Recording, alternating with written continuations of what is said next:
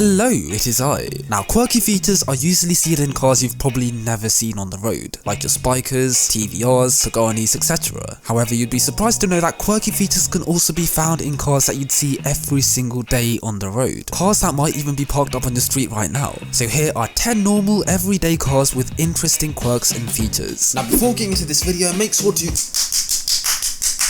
abuse that like button. 4,000 likes is the like target as per usual. It helps out the channel a lot and I would like you very much if you can do that. And seeing as over 50% of you guys watching have not subscribed, make sure to join the family down below. We are on the road to 200k and I love having new faces on the channel, as you already know. Thank you very much, and now let's get to the first car, which is the Audi A2. In the late 90s, Audi realised that most of their cars are being bought by wealthy people, meaning a lot of the general public never got to own one. However, Audi wanted a wider range of customers to experience their cars and fall in love with the brand. So in 1999, they decided to make a car on the tightest budget they could, so that they can sell it cheap and get more people in Audis. So they created this, the A2. Now, cheap cars usually make sacrifices with certain luxuries, like power steering, electric seats, and even ABS. However, Audi made one rather weird sacrifice with this A2. Normally, premium cars come with bonnets with hydraulic struts, but the A2 didn't come with that, nor did it come with bonnet hinges, meaning if you wanted to pop the hood off your A2, you literally had to take the bonnet off of the car.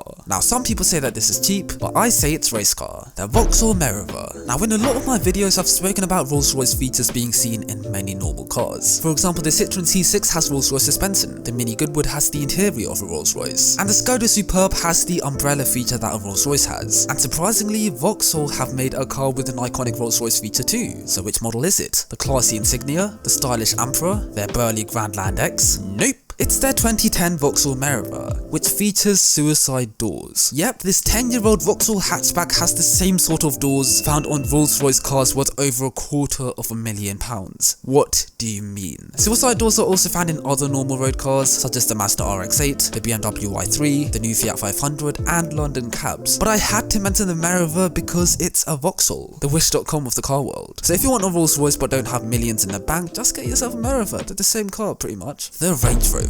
Now, you've heard of color shift painted cars, right? Cars that look one color from one angle and a different color from the other? Well, have you heard of display shifting screens? Because surprisingly, they exist. They're found in a lot of new Range Rovers, and Land Rover call it the dual view screen, which doesn't sound as cool as display shifting screen, to be honest. Anyways, this display could show one screen to the driver and a different screen to the passenger. How amazing is that? And they come as standard on a lot of Range Rovers, including a Vauxhall, which are one of the cheapest models of their lineup. So it's one heck of a quirky feature for a luxurious car that you can pick up for so cheap. The 3rd gen Ford Focus. Everybody hates door dings. You park your car normally, your car gets dinged by someone opening their door, then you feel anxious about parking properly, so you double park and everybody hates you. It's an endless cycle that's ruining the world. So Ford came up with a solution. With their 3rd gen Focus, when you open the door, a little plastic bit of trim pops out, which protects other cars from dings. Now, this is genius. It's great to see this sort of technology making their way into modern cars. This is the sort of tech that needs to be made mandatory for cars of the future. So if you do have a car with these plastic door protectors, please don't intentionally slam your door like this. It's just, please don't, just don't. The Citroën DS3. In 2009, Citroën launched their brand new super mini car, the DS3. It featured a stylish exterior with a modern interior and one very quirky feature. So what quirky feature does the Citroën have, I hear you say? Perfume dispensers. Yep, this cheap little French hatchback has a perfume dispenser. Now, I know what you are thinking. Why didn't you mention the S-Class instead of the DS3? The S-Class has the exact same feature. Ah well, unlike the S-Class where fragrance dispensers are an optional extra, with the Citroën it comes as standard. From a base spec 1.2 to the turbocharged DS3 Racing, every single DS3 comes with this dispenser, which is very generous of Citroën to add for free.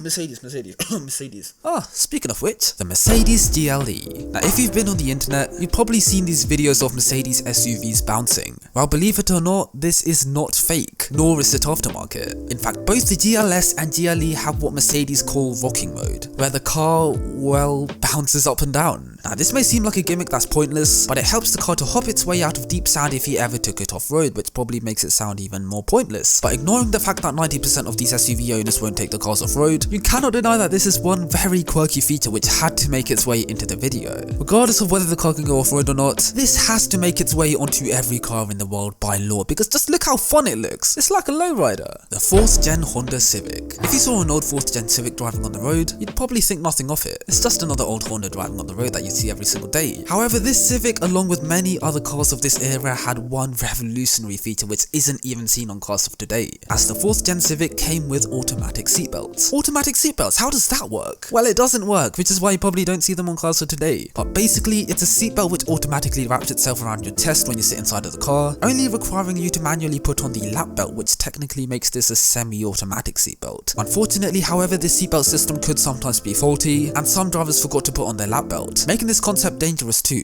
But you cannot deny that this is one very quirky feature. Doug DeMuro would be proud. The Tesla Model 3.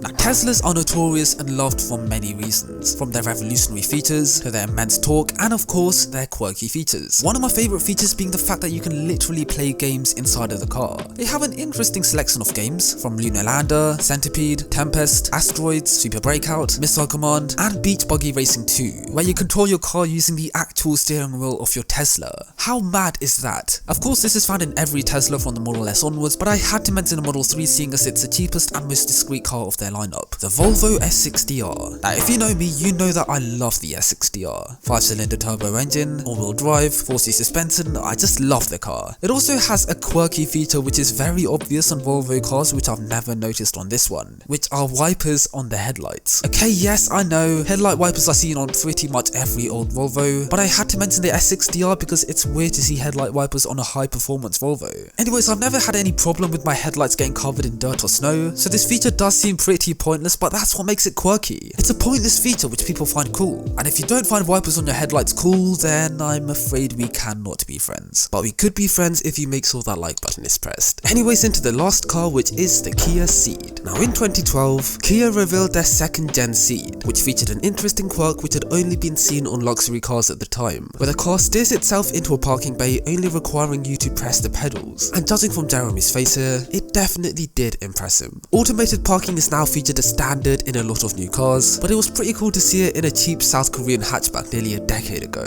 Not even high-end car manufacturers of the time like Audi or Mercedes featured this in their cars. Rolls-Royce to this day have yet to implement this into one of their cars. That's mental. Yet Kia have been doing it since 2012. So good job, Kia, you did us proud. And that is the end of the video. I really hope you guys did I'm so weird. I hope you guys really did enjoy this video. If you guys want to see more videos just like this one, then make sure to subscribe to the channel down below. We are trying to hit 200k sometime this year, and any help towards that goal would be greatly appreciated. Also, make sure to leave a comment down below. I try my best to go through a lot of them an hour after the video is uploaded, so leave a comment down below.